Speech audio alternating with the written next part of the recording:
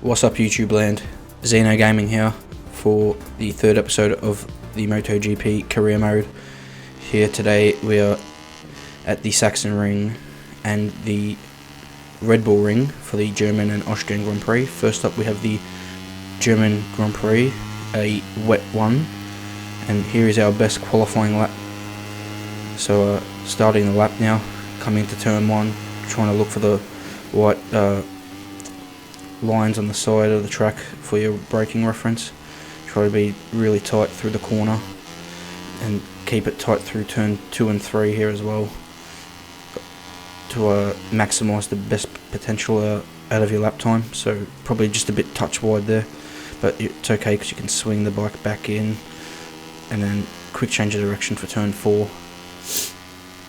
and then turn 5 as well, all just long left-handed corners. This is what this track is. It's a lot of left-hand corners, only 3 right-hand corners on this circuit, which are turn 1, turn 3 and turn, I believe it's 11, not quite sure.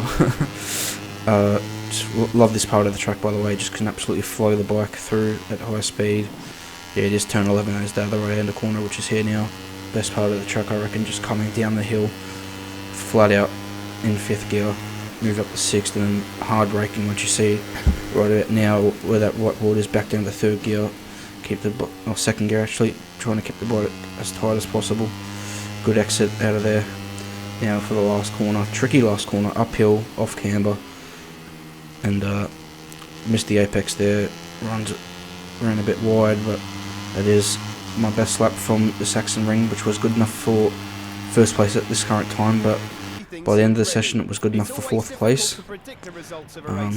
So 4th for the German Grand Prix. Those top 3 of Salvador, Tate and Cooney are still really quick. Medium tyre, obviously, that's the only tyre choice we get in the Red Bull Rookies Cup.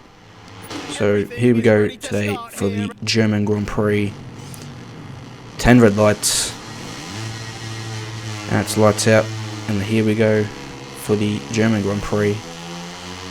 Good start, not bad, didn't lose too many positions, and we actually got a much the brake on the clean side of the track. It's tighter apex for the guys on the inside, and we're able to sweep around the outside, but Kumi gets us back. Salvador leads here. We've managed to pass Tate as we go back up the inside of Kumi here. Oh, he tries to go down the inside, really tight racing. He's pushing us, and we managed to hold on. Yes, we do. So 2nd place, 4th to 2nd, as Kumi trying to still fight around the outside though. And we have track position, the inside line, the quicker way around the corner. And we hold on to that P2, so Salvador leads, we're 2nd. And Kumi 3rd. Is he going to fight through? No. Almost gets us around the outside, but we managed to hold on for the first lap. And Kumi again really strong here. Gonna have a look up the inside maybe into turn 9. Not quite, and he's not close enough to get past us through turn 10. So now coming down the hill, and we managed to survive the first lap with 36.4 in the first lap. Salvador out in front, Kumi right behind us in 3rd place. Will we have a go into turn 1? Doesn't look like it. He's not close enough. In fact, he's gone down, Kumi. Cooney has gone down, pushing really hard, trying to get onto the back of us, and unfortunately for him, he has gone down. So it is less pressure off us. Now it will be Tate on our rear wheel. We're a bit wide here through turn 11. Tate's got a great run on us down the hill towards turn 12. Really tough braking point, and we brake later than Carlos does. We managed to hold on to position 2 for now, and we'll just try and get a bit more consistency and bridge that gap to Salvador out front, who has a little twitch up there just in front. So Kumi gets back into 14th place. That's what it's cost him, from 2nd to 14th. Salvador though, fast lap 34.5. We do a 35.3. He's 8/10ths quicker than us, so it's not looking good for us as we late on the brakes into turn 1, very, very, very wide, and that's going to cost us time. Moving now on to lap 5, so Salvador still extending that gap. Tate still in 3rd behind us, So another 35.8 for us that lap, consistently in the 35s, but it's not quick enough, unfortunately, for Tate.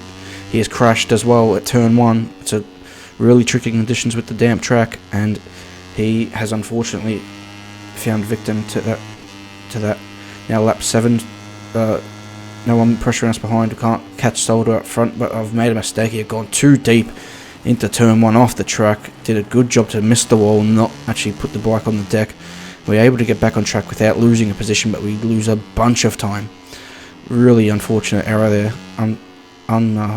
Unforced error. Now Lorenzo Fallon is just behind us, and Tate's gone down again. So he's really struggling with his bike. Now lap 8 here, and Salvador's gone down. David Salvador's had a crash in turn 5, but he's got such a lead that he's able to get back on his bike and make that work for him. So he still leads the Grand Prix. We're second, and Yuki Kuni has gone down again. A terrible Grand Prix this afternoon for the Japanese rider, and Carlos Tate's gone down again. Terrible for the Spaniard.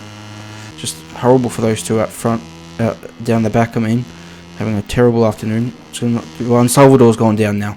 So David Salvador's crashed for the same spot 2 laps in a row, and we managed to take the lead off him this time. So now we lead the German Grand Prix. Unbelievable. And now on the final lap, we're going to come through to take victory at the German Grand Prix. Unbelievable result. Got a little bit wide, but that's okay. We get back on the track, and we do a little wheelie over the line for our second Grand Prix victory in a row. Oh no, yes, in a row. And Naguchi second, Dunsapar third, Fallon fourth. Salvador finishes 7th after dominating the entire Grand Prix, and Kuni finished 14th, and Carlos Tate, despite all the crashes, finishes 15th. Now this is something I dislike about these MotoGP games, like damage you have it on, but I haven't seen it. Even when I crash, I haven't seen damage effect be a big part of it. Anyway, 63 points, and we take the equal lead with Yuki Kuni in the driver's standing. So it's been a great run of form as we move on to Austria. This is my fastest lap from the Austrian Grand Prix qualifying. I just will say this, so I would like to see the game take that next realistic step, maybe for next year's game. Hopefully it's an idea. Just if a bike crashes, it's got to be kind of realistic, like real life. If you have a crash, you're either out of the race. If it's a small soft crash, maybe it doesn't cost you. No crash in real life costs you 10 seconds like it does in the game. Maybe it should cost you more like 40 seconds, and maybe you can have an animation of the rider getting up, running towards the bike, anxiously trying to restart it or get it dying. Maybe, I don't know. Just a thought I had there, because it's really weird. Like they can have. I think Tate had like 3 or 4 crashes, same as Kuni. I'm getting his first and second name mixed up there, and they can still.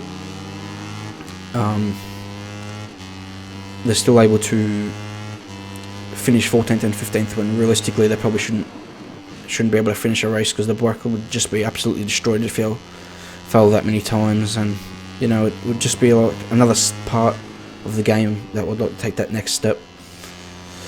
Anyway, we are now here at Austria, and this is our best lap. I seem to has had a tendency to set my best lap as my first lap of the whole session, and not been able to improve on it, which I thought was weird. You'd think it would improve as the track improved, but I guess not.